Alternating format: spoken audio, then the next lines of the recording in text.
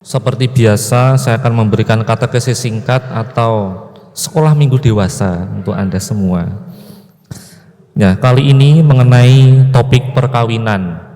Biasanya ketika ada pengumuman di gereja tentang orang yang mau menikah, kan diumumkan. Bagi Bapak Ibu semua yang mengetahui adanya halangan-halangan nikah, bisa melaporkannya ke pastor paroki. Nah, tapi sayangnya kadang umat nggak tahu, memangnya halangan-halangannya itu apa aja sih, gitu kan. Nah, maka saya akan memberikan sedikit gambaran mengenai beberapa halangan-halangan yang menjadikan orang itu terhalang untuk menikah, gitu ya.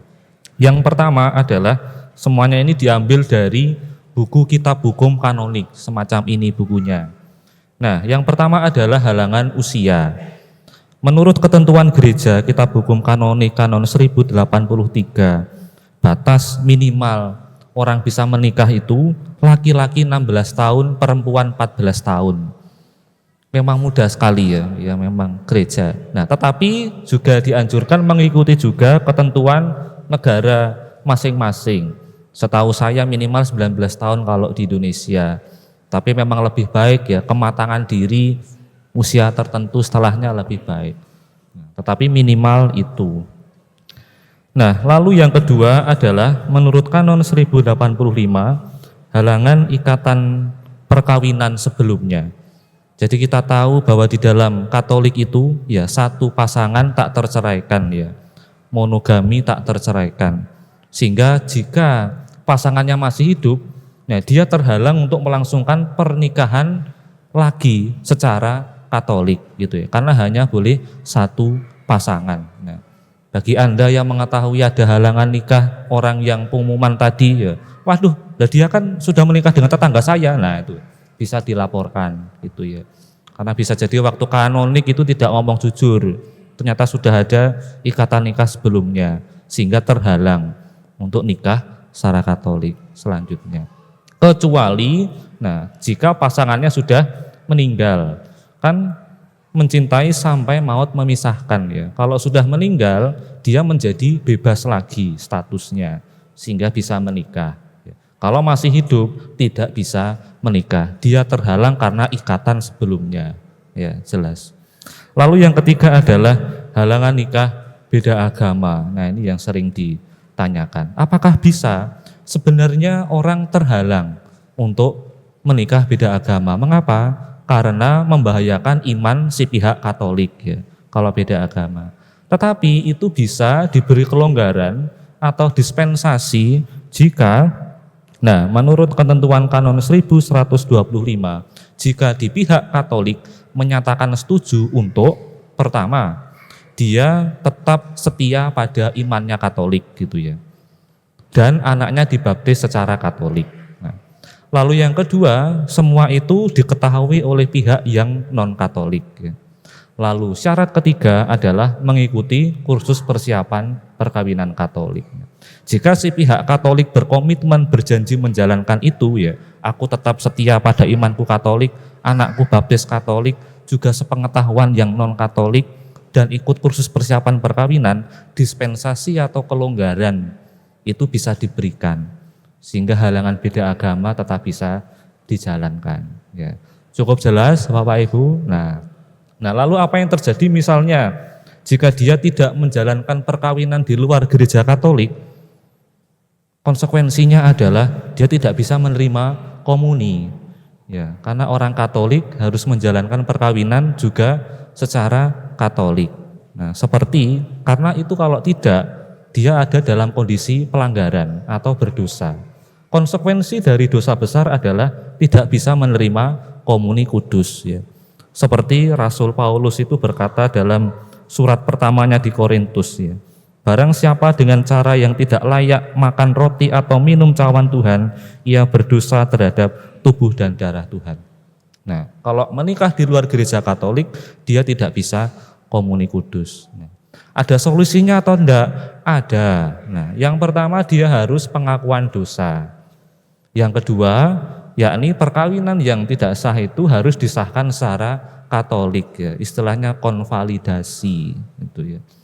Jadi kalau mau balik, mau terima komuni lagi, tadi misalnya nikah secara Islam, ya setelah itu pengakuan dosa, lalu ayo diurus untuk menikah secara Katolik.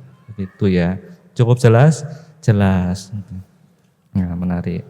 Nah, lalu kemudian halangan tahbisan suci, artinya orang yang sudah tahbisan diakon, jadi romo, jadi uskup, seperti saya, jelas kalau saya mau menikah, saya terhalang karena ada tahbisan suci yang sudah saya terima, begitu ya.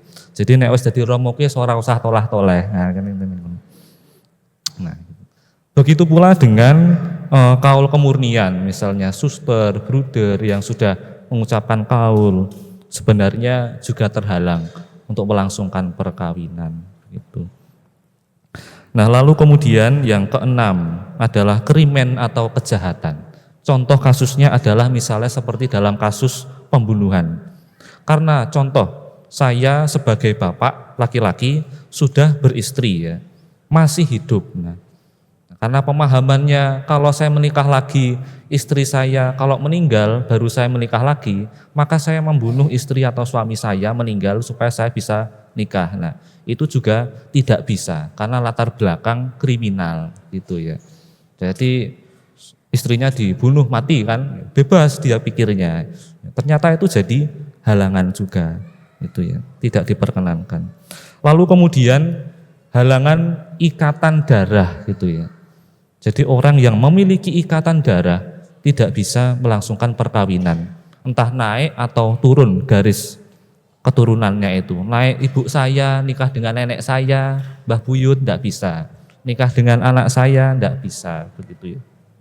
Tetapi ada aturan garis keluarga menyamping, di mana misal kalau lebih dari 4 garis hitungannya, ini kalau ada papan tulis lebih enak ya.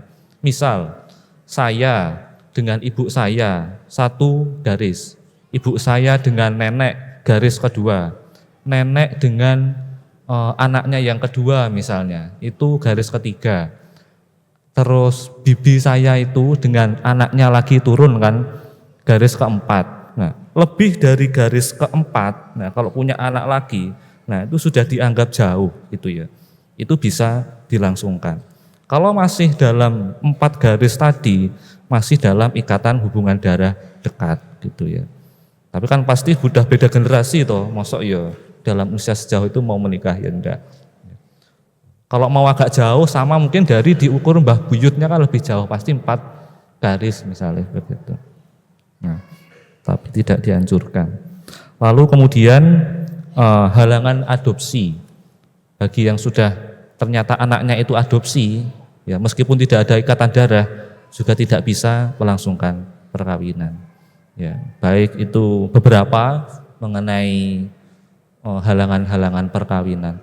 Ya, semuanya itu ya diupayakan gereja ya supaya menghindari persoalan-persoalan yang akan datang pasca perkawinan begitu ya. Jadi sudah diantisipasi sedemikian rupa supaya tidak meremehkan keluhuran nilai-nilai perkawinan sehingga harus dipersiapkan dengan baik ya. Mulai masa pacaran, tunangan sampai akhirnya menikah. Dipastikan Anda tidak ada halangan persoalan yang timbul di masa depan begitu. Baik, sampai sini apakah ada pertanyaan? Tidak ada. Baik, mari kita tutup dengan berkat Tuhan.